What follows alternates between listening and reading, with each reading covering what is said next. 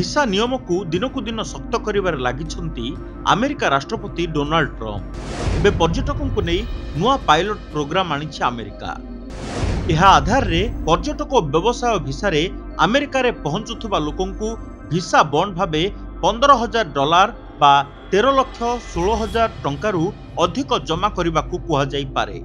Visa ସରିବା ପରେ ବି ଦେଶରେ ରହୁଥିବା ଲୋକଙ୍କ ସଂଖ୍ୟା କମ୍ କରିବାକୁ ଆମେରିକାର ବିଦେଶ ବିଭାଗ ଏହି କାର୍ଯ୍ୟକ୍ରମରେ ଲକ୍ଷ୍ୟ ରଖିଛି। ଆମେରିକା ବିଦେଶ ବିଭାଗର ଏହି କାର୍ଯ୍ୟକ୍ରମ ଅନୁସାରେ ପର୍ଯ୍ୟଟକ ଭିସା ବା B1 ଭିସା ଏବଂ ବ୍ୟବସାୟ ଭିସା ବା B2 ଭିସାରେ ଆମେରିକା ଆସୁଥିବା ଲୋକଙ୍କ ଠାରୁ ଭିସା ବଣ୍ଡ ନିଆଯିବ। ପୂର୍ବରୁ ବିଦେଶୀ ଠିକ୍ ସମୟରେ ଆମେରିକା ଛାଡ଼ି ଯାଉନାହାନ୍ତି।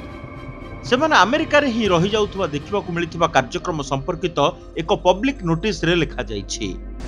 ତେବେ ବିଶ୍ୱର ସବୁ ଦେଶ ଏହି କାର୍ଯ୍ୟକ୍ରମ ପରିସରରେ ଆସିବେ ନା କିଛି ଦେଶକୁ ରିହାତି ମିଳିବ ସେ ନେଇ ସ୍ପଷ୍ଟ ହୋଇନି। ଆମେରିକାର ଏହି ନୂଆ ଭିସା କାର୍ଯ୍ୟକ୍ରମ ଆସନ୍ତା 20 ତାରିଖରୁ ଲାଗୁ ହୋଇ ବର୍ଷେ ପର୍ଯ୍ୟନ୍ତ ଚାଲିବ ବୋଲି କୁହାଯାଉଛି। ଭିସା ପାଇଁ ଆବେଦନ କରୁଥିବା ଲୋକଙ୍କ ଉପରେ $5,000, $10,000 ବା $15,000ର 3 ପ୍ରକାର ବଣ୍ଡ ବିବେକ ଅନୁସାରେ ଲଗାଇବାକୁ ବାଣିଜ୍ୟ ଦୂତାବାସ ଅଧିକାରୀଙ୍କୁ ଅଧିକାର ଦିଆଯାଇଛି।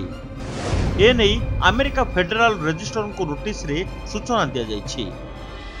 ପର୍ଯ୍ୟଟକ କିମ୍ବା ବ୍ୟବସାୟ ଭିସାରେ ଯାଇଥିବା ଲୋକେ ଆମେରିକାରୁ ଫେରିବା ବେଳେ ସେମାନଙ୍କୁ ଭିସା ସର୍ତ୍ତ ଅନୁସାରେ ବଣ୍ଡ ବାବଦ ଅର୍ଥ ଫେରାଇ ଦିଆଯିବ।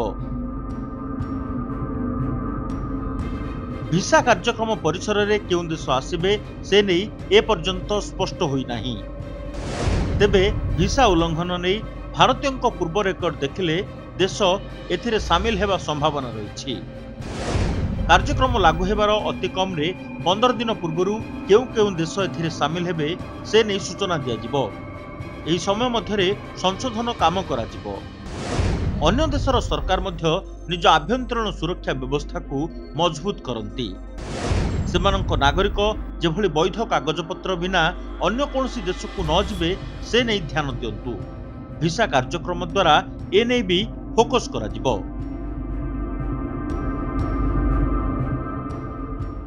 Boarding completed. Nurture. Discover. Fly with pride. TSG Gurukul, the ultimate home for your child.